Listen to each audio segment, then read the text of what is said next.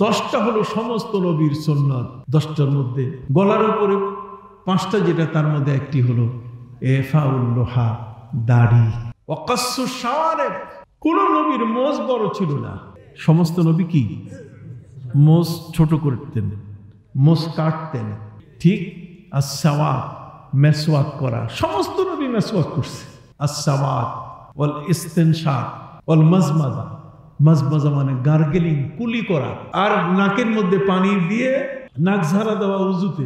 একেবারে বাবা আদম থেকে নিয়ে আমার নবী পর্যন্ত 1,24,000 অথবা 2,24,000 নবী রাসূল সবাই কি করছেন? এই 10টা জিনিস করছেন। 5টা হলো কি গলার নিচে, তার মধ্যে একটা হচ্ছে নতফুল ইবিত, কথা বলছি গসলুল বারাজিন, বগলের পশম, নাভির নিচের পশম, এগুলোকে দূর করা। ঠিক এমনি করে ইস্তিনজা, পেশাব পায়খানা করে পানি ব্যবহার করা। কি ব্যবহার করা? পানি ব্যবহার করা। ঠিক অনুরূপ ভাবে হাতের নখ কাটা। সুবহানাল্লাহ বলেন। হাতের আপনি নখ কাটবেন,